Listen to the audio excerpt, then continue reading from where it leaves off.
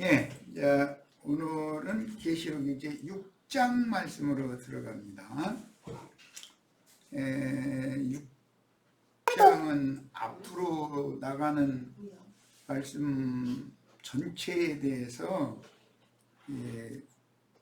많은 부분을 이렇게 이제 소위 말하는 마지막 한 일에 관한 그 말씀과 연결이 되는 그 문을 여는 내용이기 때문에 5장에서는 인을 떼실 자가 없었는데 유대지파의 사자 다윗의 뿌리가 이겼기 때문에 인을 뗀다 이렇게 했고 6장부터 이제 인이 떼어지는 거예요. 계시록의 말씀이 열리기 시작하는 내용이다 이렇게 이해를 하시면 되고, 그 다음에 이제 7장 이후에는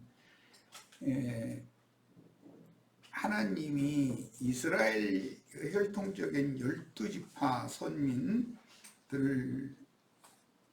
관한 무주 경영도 해야 되고 이방인들에 관한 무주 경영도 해야 되기 때문에 교차적으로 이 말씀이 이렇게 기록이 되어지고 삽입장으로 중간중간에 이스라엘 12지파에 관한 말씀이 끼어 있어서 이걸 이제 잘 지금부터는 정신 들여서 말씀을 따라오셔야 됩니다.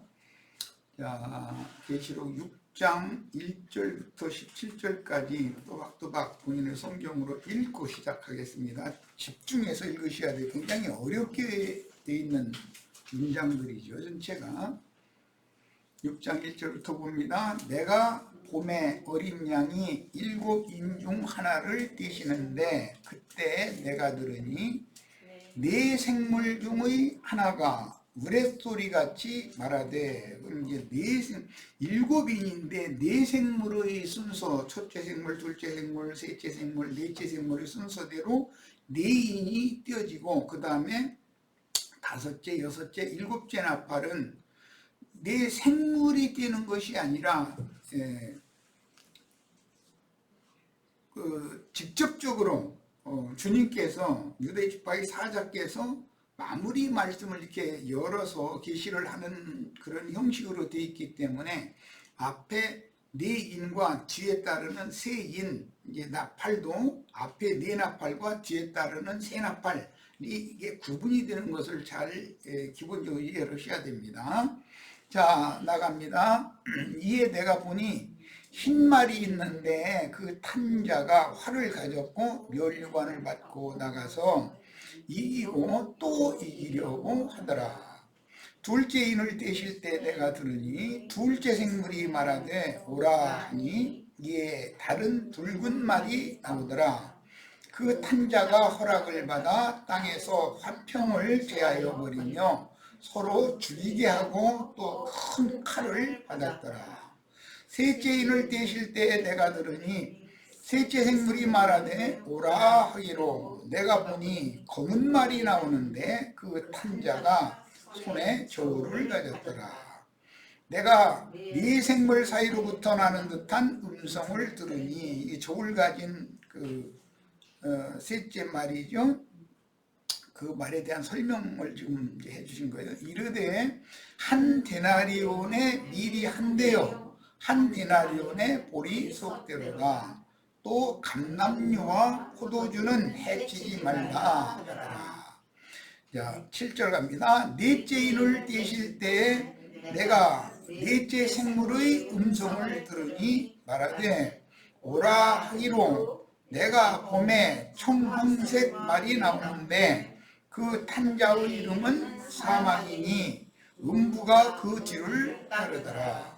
그들이 땅 4분의 1의 권세를 얻어 검과 흉년과 사망과 땅의 짐승들로서 죽이더라.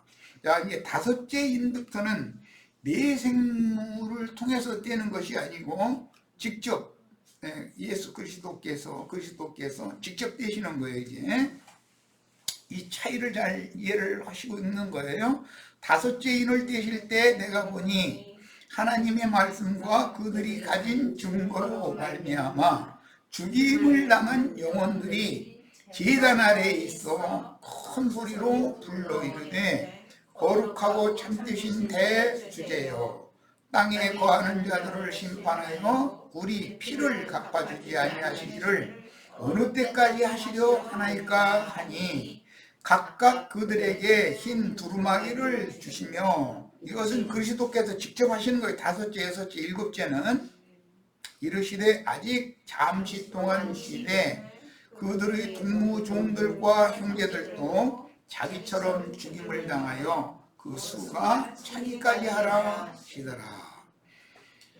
내가 보니 여섯째 인을 떼실 때 큰 지진이 나며 해가 검은 털로 짠 상복같이 검어지고 달은 온통 피같이 되며 하늘의 별들이 무화과나무가 대풍에 흔들려 설익은 열매가 떨어지는 것 같이 땅에 떨어지며 하늘은 두루마리가 말리는 것 같이 떠나가고 각 산과 섬이 제자리에서 옮겨짐에 땅의 임금들과 왕족들과 장군들과 부자들과 강한 자들과 모든 종과 자유인이 굴과 산들의 바위틈에 숨어 산들과 바위에게 말하되 우리 위에 떨어져 보좌에 앉으신 이의 얼굴에서와 그 어린 양의 진노에서 우리를 가리라.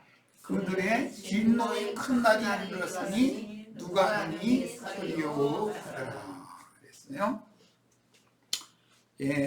6장을 전체적인 6장 내용, 7개 인이 다 열리는 내용까지 6째 인까지죠. 6째 인까지를 읽었고 이제 7째 인은 8장 넘어가면 나오게 되는데, 인을 떼진다는 것은 봉함되어진 계시록 말씀이 열리기 시작한다라는 뜻이고, 처음 네 인은 네 생물의 순서대로 열리고 나중 뒤따르는 세 인, 다섯째, 여섯째, 일곱째 인은 그리스도께서 직접 떼신다는 것에 관계해서 말씀드렸어요. 그러니까 이제 다섯째, 여섯째, 일곱째 인을 떼시면은 역사상의 말씀이 집행이 되는 것이죠. 첫째 인에서 넷째 인까지는 예언이에요. 경고죠. 그것은 주님이 쓰시는 증인들, 종들을 통해서 나팔을 불게 할 거니까. 근데 이 인과 맞춰서 인이 떼지는 대로 나팔 부는 자들이 보냄을 받게 되기 때문에 그 한 인이 떼어지면 한 나팔이 부러지게 돼 있어요. 그 인에 대해서 설명을 해주는 사람들이 보냄을 받는 거죠. 그런데 다섯째, 여섯째, 일곱째 인과 다섯째, 여섯째, 일곱째 나팔은 주님이 직접 불어야 되기 때문에, 이제 물론 나팔 부는 것은 종들을 보내서 불게 마련이지만 그것은 성경에 계시된 마지막 한 일의 심판때가 임했다는 뜻이에요. 다섯째부터는. 그러니까 이것을 구분을 잘 하시기를 바래요. 넷째 인까지는, 넷째 나팔까지는 경고, 다섯째부터는 심판 집행, 이렇게 이해를 하시면 됩니다. 자, 오늘 자료 이제 해드렸고 자료 말씀으로 들어갑니다. 내가 봄에 어린 양이 7인 중의 하나를 떼시는데, 실제는 어린 양이 떼시는 거지만 창세로부터 죽임당하신 하나님의 어린 양이에요. 떼시는 것이지만 넷째 인까지는 생물, 증인들을 보내는 것을 말하는 네 생물을 통해서 인을 열어서 보여주시는 거예요. 계시를 모든 사람에게, 온 지구상에 있는 모든 사람에게 계시를 다 해주시는 것이 아니라 보내심을 받은 종들에게만 해주시고 그들을 통해서 경고의 나팔을 불게 하시는 거예요. 그리고 그들이 경고의 나팔을 분 그대로 다섯째, 여섯째 마지막 인은 이제 다섯째, 여섯째 마지막 나팔로 실현이 되기 때문에 그 나팔 소리는 경고성보다는 이것은 심판 집행이 현실 역사상에 이루어지는 거예요.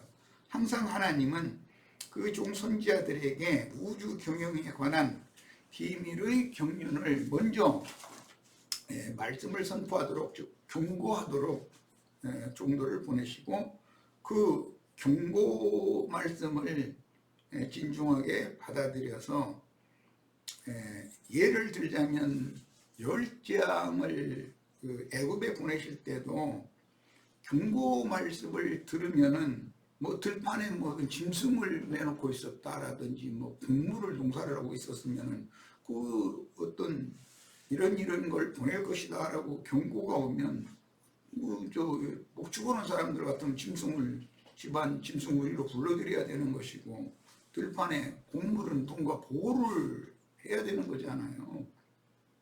그런데 그냥 관심을 안 가져버리면 다 죽는 거죠. 뭐 말할 것 없이. 이런 것을 생각하시면 돼요. 그때 내가 들으니 네 생물 중 하나가 우레소리같이 말하되, 그런데 이제 생물, 네 생물은 에스겔서의 순서와 계시록의 순서가 다르죠. 계시록의 순서는 사자, 소, 사람, 독수리 이런 순서로 되어 있어요. 그래서 이 첫째 이는 사자의 호령과 관계가 있는 거예요. 둘째 이는 이제 하나님의 종들과 관계가 있고, 셋째 이는 모든 생물을 어부하는 권위를 받은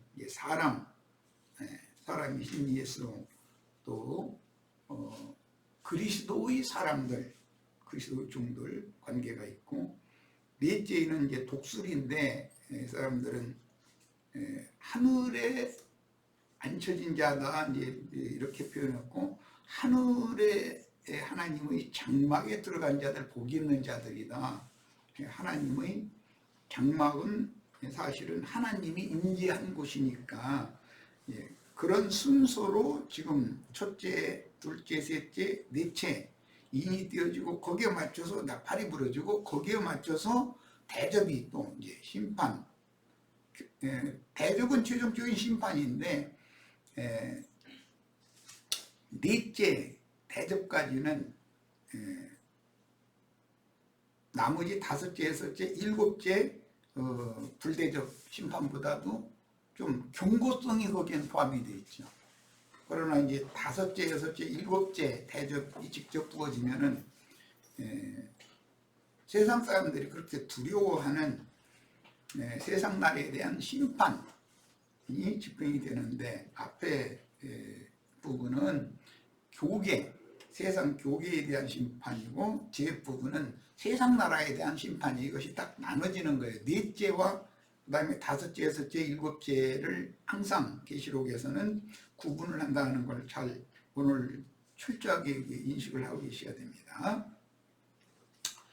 자, 네 생물 중 하나가 우레소리같이 말하되, 우레소리는 뭐 구약 성경에서도 하나님이 시내산에서 강림하실 때도 천둥 병력 치는 소리죠. 그런데 누구는 이 우레소리를 그냥 지나가는 소리로 듣는 사람들이 대부분이니까, 그런데 누구에게는 이 소리가 일반적인 소리가 아니구나, 세상 교계에서 흔히 말하는 신부나 목사들이 또는 뭐 어떤 내가 그러라 하는 자들이 떠들어대는 그런 일반적인 소리가 아니고, 이것은 하나님의 그 호령, 하나님의 나팔과 천사적인 호령이다 이제 이러는데, 그렇게 들리는 사람이 있는 거죠. 뭐라 하기로 이에 내가 보니, 이건 요한이 네 생물 중 하나에게 가는 거예요. 그것은 계시를 받는 것과 관계된다는 의미 말씀드렸어요.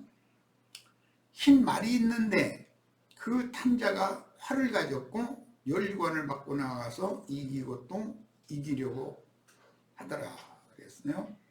여기에서 이제 말야기로 이 말씀이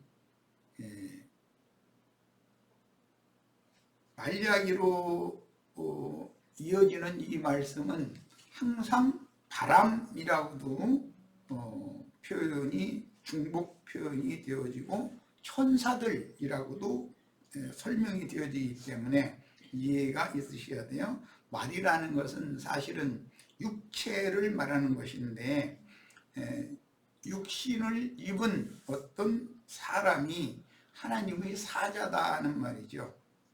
어제 마침 우리 에베소서 말씀을 나누면서 사도 이야기가 이제 마침 나왔었죠. 그런데 사실은 사도는 인자로 보내심을 받은 예수님이 기본적인 사도의 개념을 가지고 있는 거고, 즉 말씀을 맡아서 가지고 와서 구원의 말씀을 전하는 하나님의 사자들이다, 그런 뜻이에요. 그래서 종교적인 사람들이 사도라고 하는 무슨 사도권 뭐 해가면서 뭐 자기가 뭐 대단한 거나 되는 것처럼 이런 개념을 너무 많이 세뇌를 시켜놨기 때문에 그것은 분별이 필요합니다.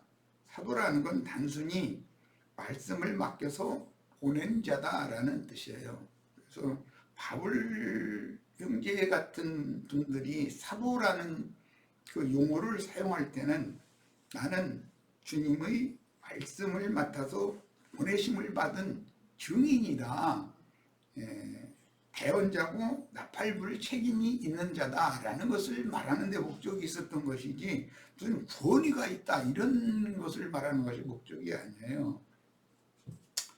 그리고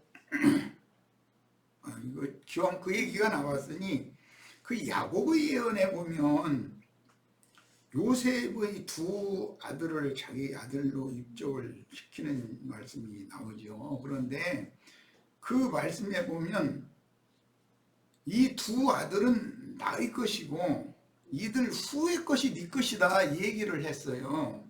그런데 요셉은 실제로는 두 아들 외에 또 아들 낳은 것은 아니잖아요. 그러면 그런 용법의 개념을 이해를 하셔야 돼요. 요셉으로 봐서는 손자부터는 요셉의 것이고, 요셉의 손자, 요셉으로 봐서는 요셉의 손자부터는 요셉의 것이고, 요셉의 아들까지는 야곱의 것이다, 지금 이 말이에요. 육신적으로 요셉이 아들을 뭐 셋, 넷, 막 다섯 이렇게 쭉 낳은 게 아니니까. 그래서 히브리인들은 항상 계대를 계산할 때 무슨 생명의 계대가 흘러가는 것이기 때문에 일관되게 흘러간다라는 개념으로 보는 것이지 누구의 몇 대 손이냐라는 걸 그렇게 중요하게 여기지를 않아요. 아들도 그냥 자손, 손자도 자손, 5대 손도 자손, 10대 손도 자손, 그냥 다 자손일 뿐이에요. 그런 것을 이해를 하셔야 돼요. 그런데 여기에서 참 중요한 문제가 뭐냐면은 야곱이 장자권, 유다가 장자권을 갖는 그 시대가 종결되어져야만 요셉이 장자권을 갖는 새 시대가 온다라는 말이니까 인자 예수가 죽은 다음에 성령이 오셔야 새 시대가 오는 거예요. 그게 이제 요셉으로 말하자면 요셉의 장자권이 적용이 된다, 이 말이니까 요셉으로 말하자면 요셉의 손자대가 와야 한 시대가 끝나고 새 시대가 온다, 그런 말인 거예요. 유다가 왕권을 가질 때가 있고 요셉이 왕권을 가질 때가 와요. 이제 그 분기점을 잘 이해를 하시면 돼요. 그러니까 항상 구약 시대에도 종선지자들을 보내시는 것이고 하나님의 사자들을 보내시죠. 신약 시대에도 사자들을 또 보내셔야 돼요. 그러니까 그 분기점이 요셉의 아들대까지, 그 다음에 요셉의 손자대부터는 이렇게 나눠진다는 걸 이해를 하시면 되겠어요. 거기서 이제 신약에서는 사도라는 표현, 계시록에서는 사도라는 표현보다는 사자라고 이렇게 표현을 했죠. 7교회의 사자. 그런데 그들이 증인들이란 말이에요. 그들은 순교자들이에요. 증인이라는 개념 속에는 순교자라는 개념이 함께 곁들여 있는 거예요. 자, 다른 얘기를 하다 보니까 시간을 많이 썼네. 그런데 이건 개념 정리가 필요해서 이 말씀을 드리는 거예요. 자, 네 말, 이건 네 바람이라고도 하고 네 천사라고도 설명이 되어 있어요. 그 중에 흰 말이 맨 앞에 나오는 것은 검은 말, 흑마로 인하여 기근의 때가 지나갔다라는 뜻이에요. 이것을 이해를 하려면 스가랴서를 읽어야 돼요. 스가랴서에서 이게 인용을 하고 있기 때문에 흑마를 북편으로 보냈는데 백마가 흑마를 뒤따라갔어요. 그리고 나서 흑마와 백마가 북편으로 가가지고 북편으로 간 자들이 여호와의 영을 편안하게 쉬게 해줬다, 이런 말씀이 이제 스가랴서에 나와요.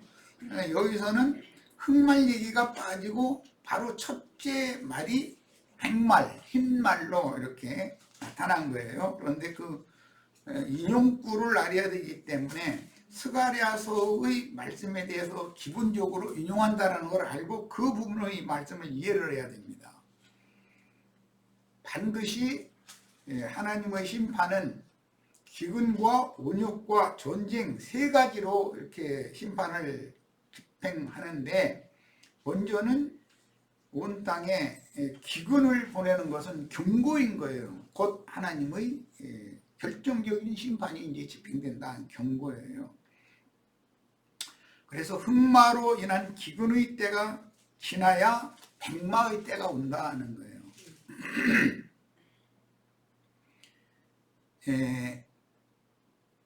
구약 시대에도 보면은 뭐 아브라함 때, 이삭 때, 야곱, 요셉 때 기근이 어떤 형편들을 완전하게 바꿔놓는 상황이가 창세기에 계속 나오죠. 기근을 보낸다는 것은 하나님의 시대 경영에 있어서 그분의 뜻을 이루기 위해서 우주 경영을 그렇게 하는 거예요. 항상 땅에 물리적인 기근이 온다는 것은 영의 세계에 기근이 오는 것, 기갈이 오는 것을 경고하는 내용이다, 이 말이에요. 자, 그 다음에 그 선지자인 예수 그리스도의 때가 구약시대와 신약시대의 중간기 400년이라고 하는 암흑기라고 그러는데, 그때는 하나님의 말씀이 없는 때였어요. 그러다가 400년이 마칠 무렵에 요한에게 하나님의 말씀이 주어졌어요. 광야 요한에게. 그때부터 이제 회복의 때가 오는 거예요. 흉년이 지나고 풍년이 이제 오는 거예요. 진짜 풍년은 예수님이 오셔서 말씀을 전해야 진짜 풍년이 오는 거죠. 이런 것이 성경의 성경이 기록하고 있는 우주 경영과 그 다음에 교회상 경영에 관한 이치다는 걸 기본적으로 이해하시길 바라요. 그래서 암흑기가 반드시 지나야만 풍년이 온다. 이 말은 사마리아에 혹독한 기근이 왔을 때 아람, 아수르의 침공을 받아가지고 사마리아 성이 에워싸였을 때죠. 예루살렘과 유다에 혹독한 기근이 왔을 때는 바벨론에 의해서 예루살렘이 에워싸였을 때예요. 그래서 막 서로 뭐 지 새끼 막 잡아먹고 뭐 그런 얘기가 나오잖아요. 그만큼 혹독했다는 거죠. 살아남기 위해서는 별짓을 다 한다는 거죠. 자, 그런 것이 지나가면 결과적으로는 호로기가 끝난다는 뜻과 같은 뜻이에요. 암흑기, 어둠의 때가 지나갔다는 뜻이에요. 이제 빛의 새 시대가 온다, 이 말이에요. 그것을 지금 보여주는 거예요. 그래서 교회 시대의 종결기에도 재현될 흉년이 지나고 풍년이 왔다라는 예언이다. 그런데 사람들은 세상적인 경제 상황이 나빠지느냐, 경제 상황이 좋아지느냐, 세상 나라는 모든 게 어떤 대통령이 집권을 해도 경제 문제에 실패를 하면은 그 사람은 민심을 얻지를 못하는 거예요. 왜? 사람들은 먹고 마시고 뭐 따뜻한 잠자리에서 자고 이런 것이 인생의 목적이라고 생각하기 때문에 그럴 수밖에 없어요. 경제 문제가 굉장히 어려워지는 때가 지나고 뭔가가 세상의 경기가 풀리는 때가 오는 것은 하나님의 편에서 보면 그것이 어마어마한 경고다 이거예요. 이제 그래서 가끔 각자의 가정사에서도 뭔가가 어려운 고비가 넘어가고 뭔가가 쏠쏠이가 잘 풀리는 듯 할 때 그때 정신 차려야 된다. 이런 얘기를 내가 이제 가끔 하는데 그런 것과 같은 거예요. 흰말, 이건 바람 또는 천사들인데 네 말은 다 이제 바람, 네 바람으로도 비유했고 네 천사들이라고 성경에 해석이 되어 있어요. 그 운행은 스가랴 1장 7절로 21절의 예언을 성취하는 스가랴 6장 1절에서 8절 내용을 인용하는 말씀인데 온 땅에 기근을 보내는 흑마를 북방 시리아를 점령한 바벨론으로 보내시니 백마가 그 뒤를 따라가서 여호와의 영을 쉬게 하였으니 이런 예언의 계시는 구약시대에는 바벨론의 포로 시기가 이제 끝났다. 해방의 때가 왔다. 그런 것을 예언하는 말씀입니다. 그 다음에 그 백마 탄자가 활을 가졌다 그랬어요. 어제 마침 우리 욥기에서도 욥이 나의 화살은 끊이지 않았다 뭐 이런 자랑 비슷한 그런 얘기를 했는데 그 활이라는 건 먼 데 있는 그 적과 접전을 할 때 이제 화살을 날리는 거기 때문에 이것은 영적으로 보자면 땅끝까지 복음을 전파하는 증인들의 말씀을 상징하는 것이고 현대는 인터넷이 발달되어져 있어가지고 여기서 내가 지금 말씀 좀 걸어주면 전 세계에 지금 화살이 날아가고 있는 거잖아요. 이런 것을 이제 이해를 하시면 되겠어요. 자, 우선은 활이야기보다는 말이야기를 이해를 해야 되니까 인용을 한 그 원문인 스가랴서를 가서 살펴보도록 하겠습니다. 스가랴서를 다 펴도록 합니다. 스가랴서 1장과 6장을 오늘 말씀을 읽고 여기에서 마쳐야 될 것 같아요. 2시간이면. 자, 스가랴 1장 7절부터 이제 보는 거예요. 스가랴서라는 것은 스가랴 선지자는 바벨론 포로의 종결기 그 이후의 예언을 한 선지자죠. 스가랴서와 말라기서는 포로에서 돌아오는 것이 또 중점이고 포로 기간이 끝났다. 그걸 강조하는 것이 이제 중점이에요. 자, 다리오 왕 제2년 11째 달 곧 스바월 24일에 이또의 손자 베레기야의 아들 선지자 스가랴에게 여호와의 말씀이 임하니라 이렇게 시작이 되고 있어요. 내가 밤에 보니 스가랴 선지자에게 지금 계시를 해주는 얘기죠. 한 사람이 붉은 말을 타고 골짜기 속 화석류나무 사이에 섰고 여기 한 사람은 메시아에 대한 상징이고 붉은 말이라고 하는 것은 이제 다음에 나오는 얘기는 전쟁신이에요. 그 뒤에는 붉은 말과 자줏빛 말과 백마가 있기로 그러니까 여기서는 순서가 정마 그 다음에 자마 백마 이렇게 이제 순서가 나오는 걸 알 수가 있죠.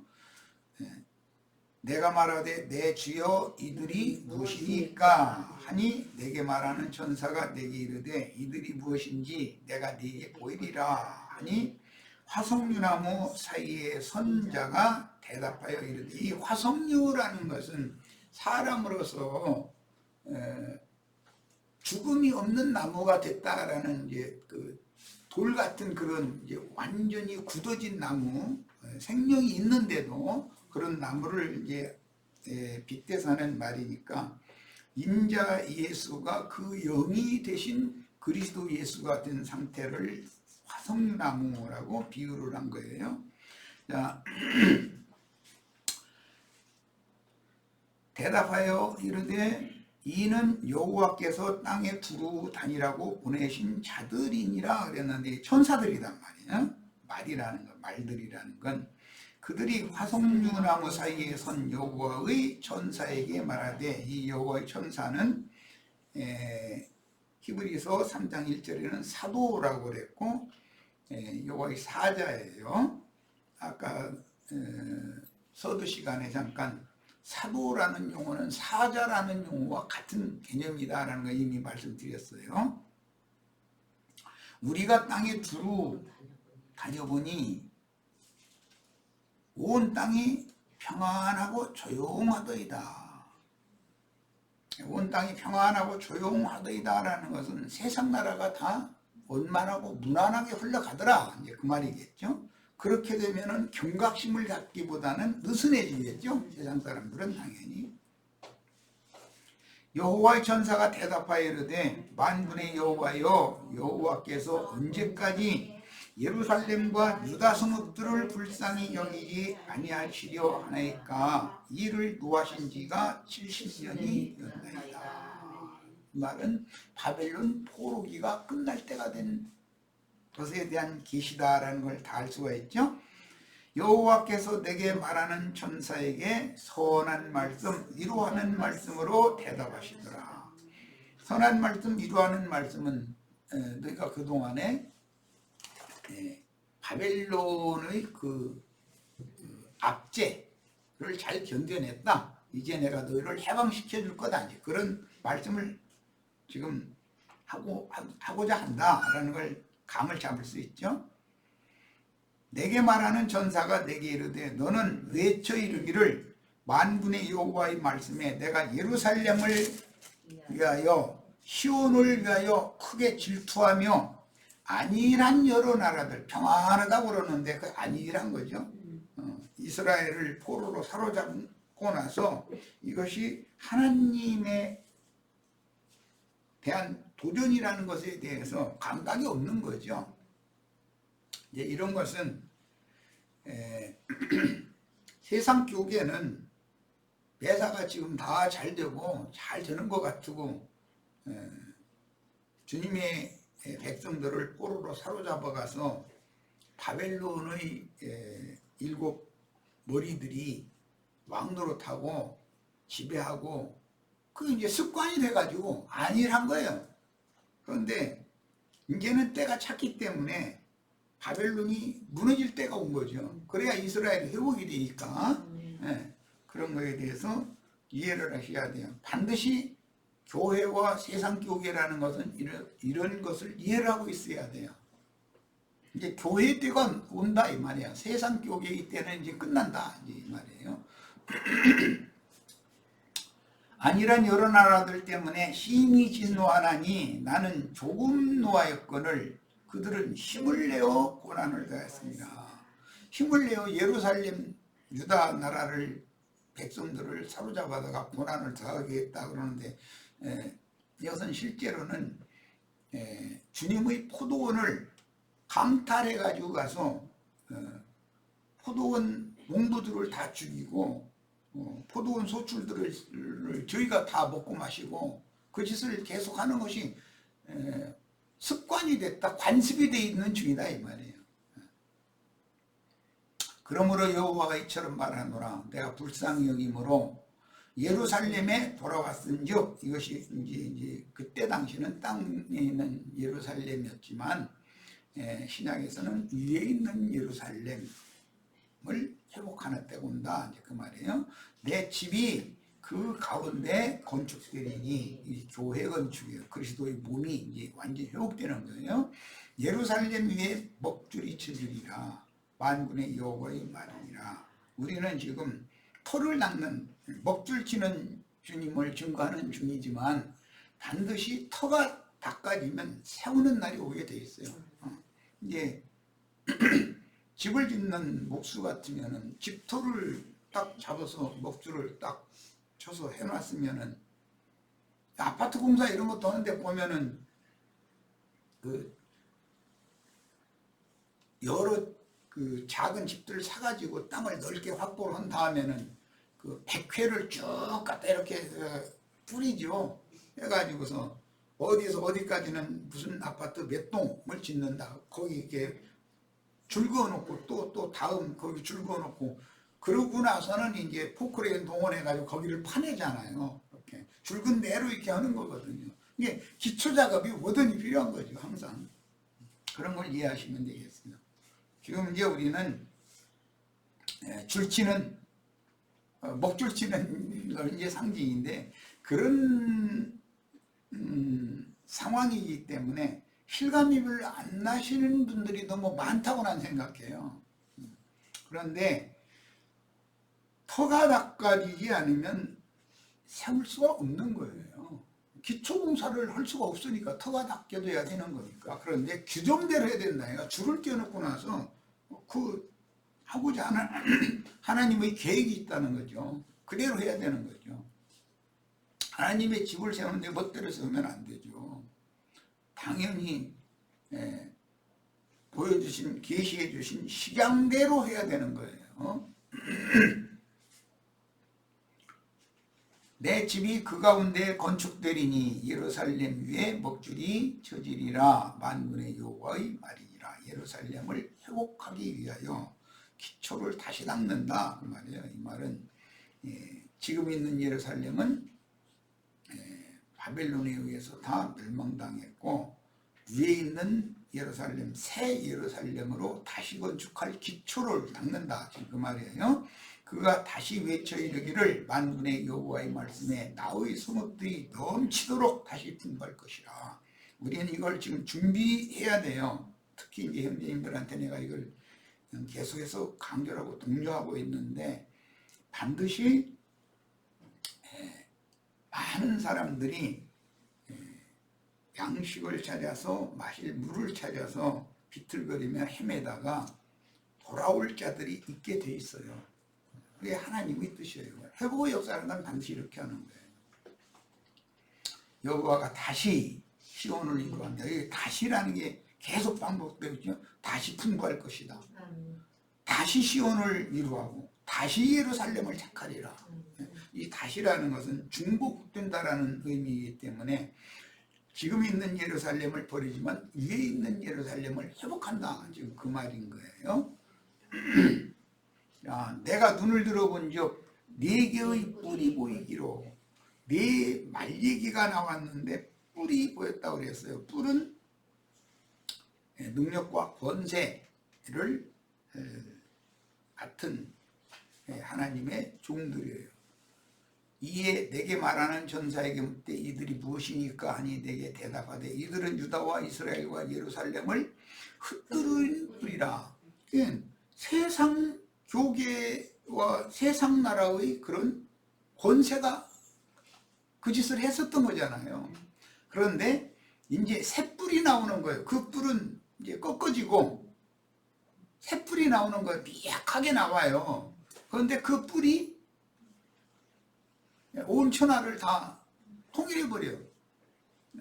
이것이 주님의 교회를 로마교라고 하는 것이 큰 능력과 권위를 가지고서 세속화시켰지만 시대의 끝이 되면은 회복을 하는 어떤 능력과 권위의 말씀을 맡은 종들이 보냄을 받아서 미약하게 시작하지만 주님의 뜻을 이룬다 이거예요. 즉 세상 나라가 주와 그 그리스도의 나라가 되도록 완전히 복음으로 정복하는 때가 온다 이거예요. 말씀이 회복되는 때가 오는 거예요.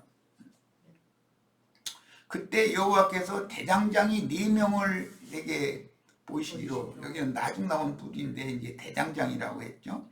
내가 말하되 그들이 무엇하러 왔나이까 대답하여 이르시되 그 뿔들이 유다를 흩뜨려서 사람들이 능히 머리를 들지 못하게 하니 이 대장장이들이 와서 그것들을, 그 뿔들을 오히려 두렵게 하는 대장장이들이에요.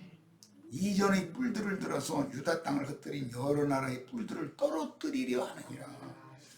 오늘 우리 형제 자매님들이 이런 말씀에 대해서 은혜를 읽고 이상이 밝아져서 세상 교회의 온 땅 사방에 유명하다 하는 자들을 무력화시키는 그런 대장장이의 역할을 다 하실 수 있기를 바랍니다.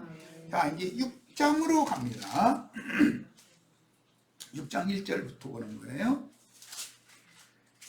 내가 또 눈을 들어본즉 네 병거가, 여기는 병거라는 것은 말에게 매어가지고 끌게 하는 수레를 말하는 거예요.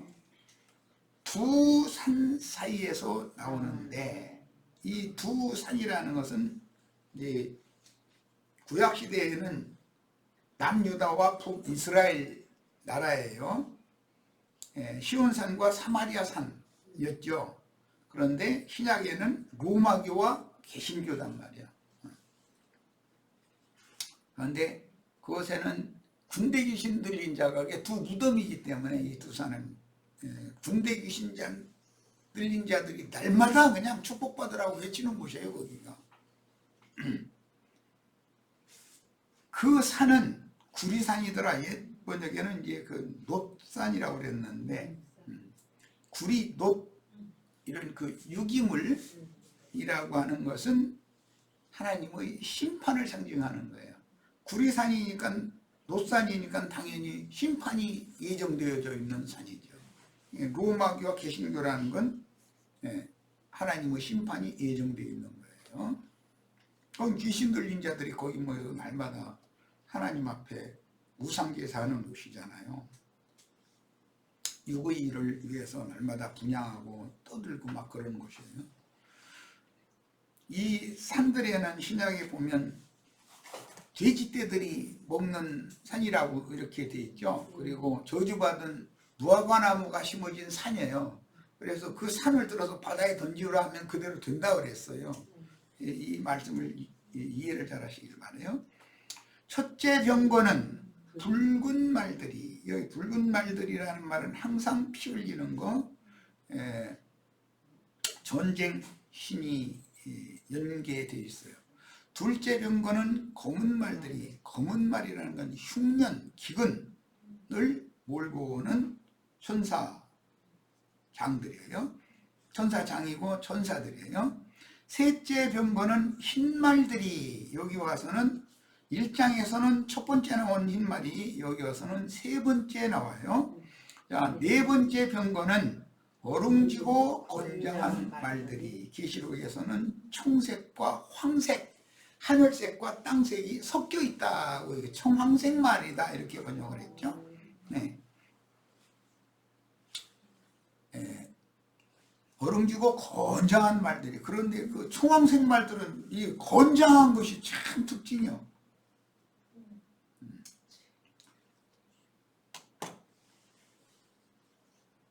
하늘의 일과 땅의 일을 겸하여 증거하는 자들이 다 건장하죠. 뭐 지금 뭐 조합무게는 뭐 이제 시들어가지고 이제 뭐 힘도 못 쓰더만. 그런데 다 그들이 다 건장할 때가 있었잖아요. 그런데 지금은 또 다른 누군가가 나타나서 건장한 그걸 대를 이어가거든요. 그런데 그 건장한 거 자랑할 때가 끝나는 날이 온다 이 말이죠. 내가 내게 말하는 천사에게 물어, 여기 화석류 가운데 있던 천사였어요. 물어 이르되 내 주여 이것들이 무엇이니까 하니 천사가 대답하여 이르되 이는 하늘의 네 바람이다. 말을 바람이라고 이렇게 설명을 해줬죠.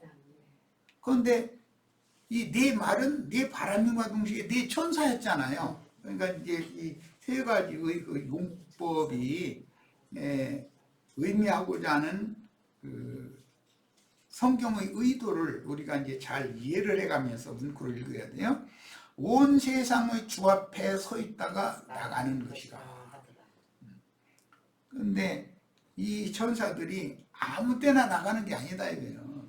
유브라데 강가에 네 바람 천사를 내놓고 아직 불지 말라 했는데 7째 나팔 바로 직전에는 이제는 바람을 일으켜라 해서 내보내는 얘기가 나오죠. 계시록에 보면.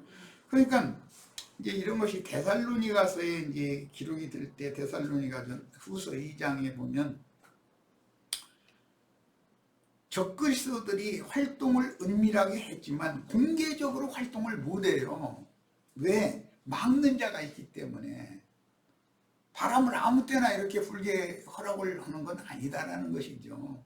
그러나 이제 묶어놨던 말들이 뛰어나가서 하고픈 대로 하고 사방이 막 뛰어다니게 허락을 받으면 그때는 흔히 말하는 마지막 한 일회가 시작이 되고 공개적으로 적그리스도의 시대가 나타나 짐승의 때가 이제 실현이 되기 때문에 그때는 증인들이 대대적으로 죽임을 당하고 그 짐승의 이름이나 그 이름의 표시를 이마에나 오른손에 받지 않는 자는 수가 몇이든지 다 죽여버린다 그랬어요. 계시록 10장에는.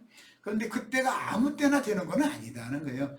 그것을 준비하는 때가 있는 거죠. 그 준비하는 기간이 네 번째 인때고 네 번째 나팔이 부러질 때까지 경고다. 경고. 계속해서 증인들을 통해서 하나님은 그 종 선지자들에게 경고하게 하신 말씀을 반드시 이제 나머지 새 나팔 소리와 같이 불대접을 쏟아부어 가지고서 심판을 집행해 버리는 거예요. 이런 순서를 이해를 잘 하셔야 돼요. 자, 검은 말은 북쪽 땅으로 나가고 흰 말은 그 뒤를 따르고 그렇죠. 북쪽이라고 하는 것은 항상 모든 것의 시작점이고 끝점이에요. 성경이 말하는. 뭐 욥기 같은 데를 이제 읽어보면 이게 잘 설명이 되어 있죠. 북극성이나 북두칠성이나 이런 것이 있는 데가 우주의 그게 시작점이고 거기가 이제 마무리 지점이단 말이에요. 시작과 끝이 거기서 만나는 거니까. 자, 그 다음에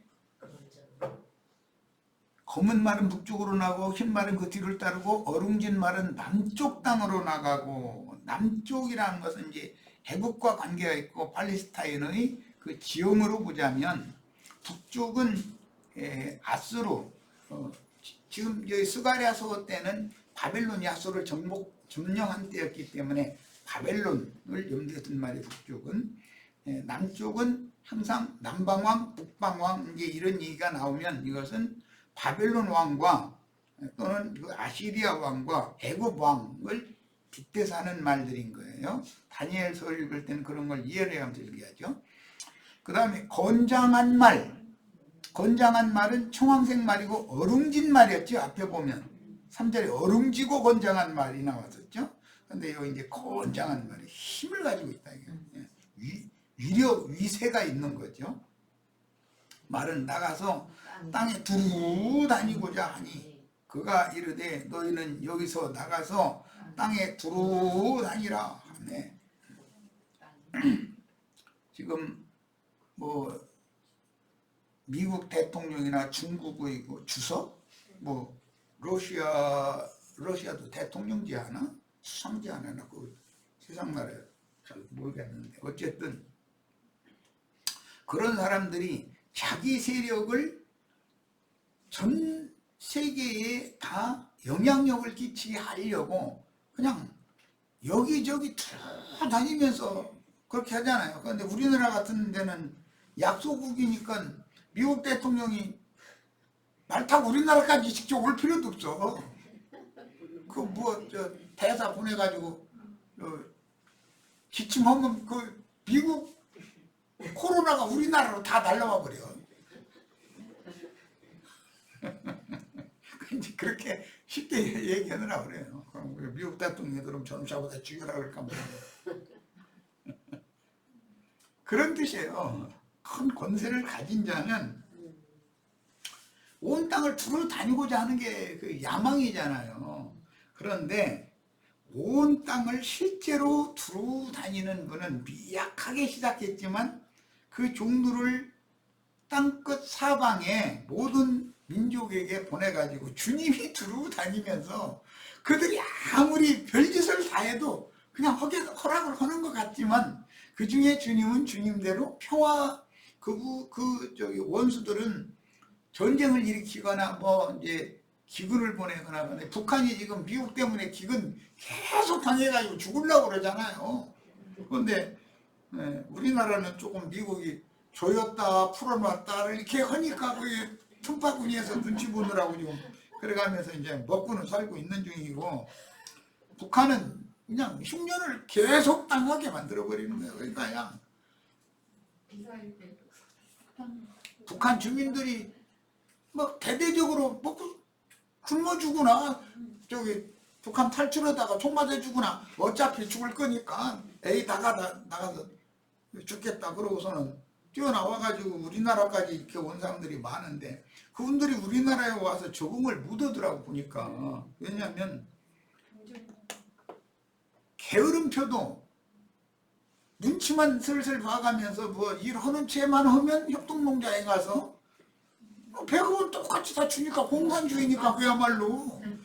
그러고 살다가 우리나라니까 내 살을 자기 살기 위해서 경쟁을 해서 살아야 되는데 이 경쟁에 남한 사람들은 경쟁하는 것이 익숙해져 있는데 그 사람들은 이게 중당하는 일이거든. 그러니까 감당이 안 되는 거예요. 나라에서 주는 것만 바라보고 주나 나라에서 순착자금 일억인 거 얼마씩 주는 것 가지고도 그놈들한테 말이야 다 돈 다 써버리고 뭐냐고 막 공산주의 좌빨들이 하는 짓이지 막 이래가면서 요거도 먹는 반인데 그 사람들한테 뭘 나라가 계속 주겠어. 어떻게 하겠어.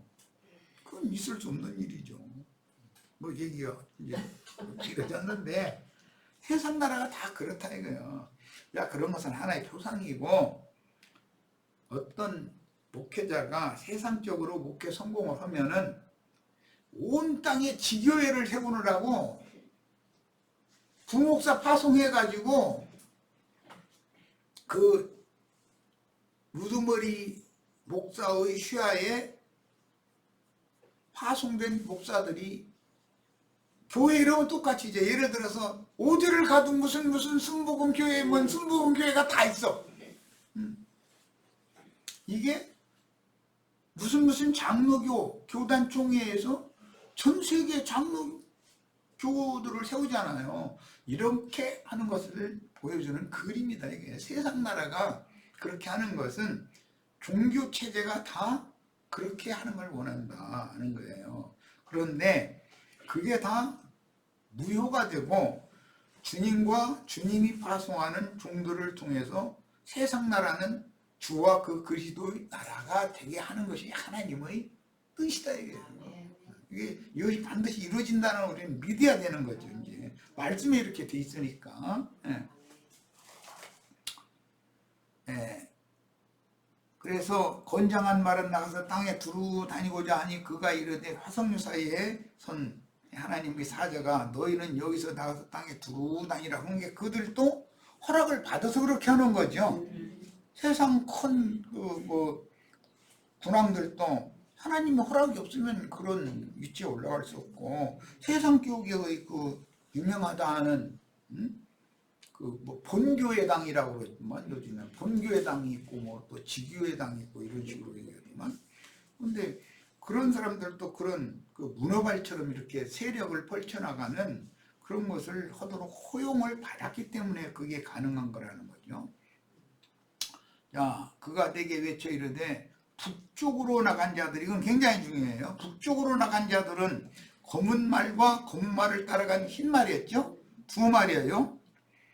북쪽으로 나간 자들이 북쪽에서 내 영을, 여호와의 영을 쉬게 했다. 여호와의 영이 쉰다는 말은 예수님이 이 땅에 오셨을 때 예루살렘 신전이나 예루살렘 왕궁에는 부정한 새들과 여우가 그 집을 향고 있기 때문에 주님은 머리 둘 곳이 없었어요. 그럼 지금 자칭 큰 자들이 교계를 주름 잡고 온 땅을 두루 행하고 있을 때는 주님이 쉴 곳이 없는 거예요. 그런데 흑마를 따라간 백마, 즉 흑마라는 건 기근을 온 땅에 이제 몰고 오는 천사를 말하는 건데, 기근의 때가 끝나면 흰말의 때가 온다는 거죠. 그때 풍년을 가지고 오는 말을 보내는 거죠. 이제 말이란 육체를 말하는 거예요. 그런데 그러면은 하나님이 하시는 일이, 즉 온 땅에 기근을 보내는 일이 끝났고 풍년이 왔으니까 하나님이 쉬는 거죠. 그런 개념이에요. 첫 시간 너무 길었네. 이거 얘기가 다 취해서 그랬네. 너무 길었습니다. 자, 마칩니다. 잠시 쉬었다가 이어나가도록 하겠습니다.